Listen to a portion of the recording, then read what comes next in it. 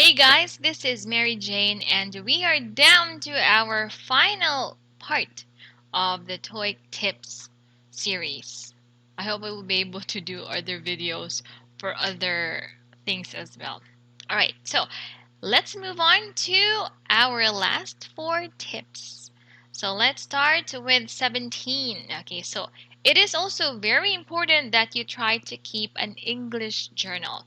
So keeping a journal doesn't have to be about an account of your daily activities. So you can write anything in your journal, such as how your studying is coming along or your new favorite word.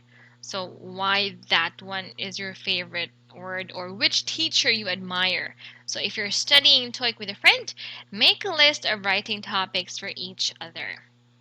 You might also want to decide to write a paragraph. So 3 times a week would be good. So some of my students actually do that one, and I have really seen their improvements.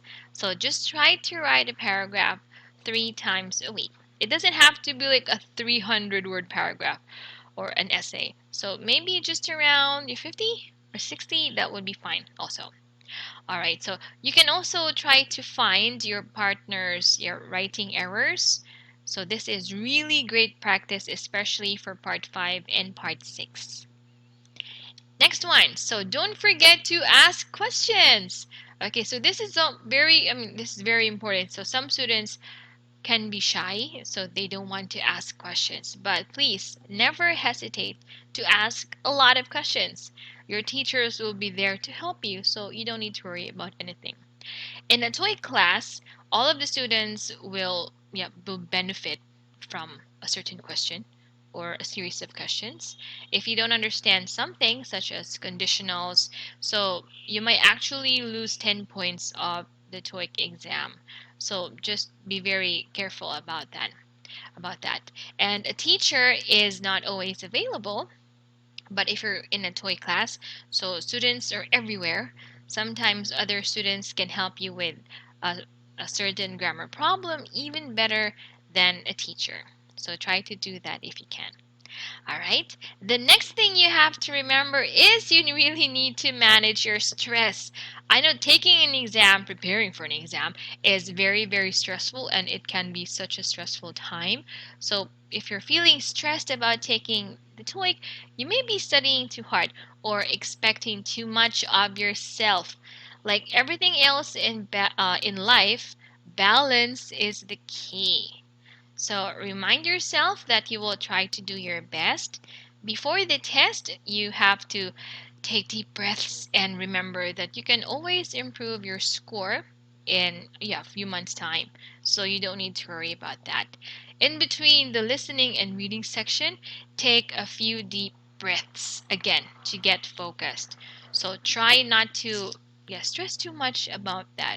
You will be able to get a good score eventually. Now we are down to our last tip of our series. So, you should never cram.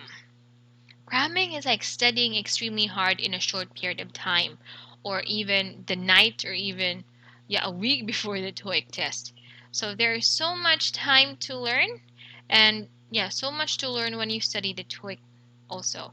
But the last week should be for reviewing and practicing rather than learning new things. So review and practice.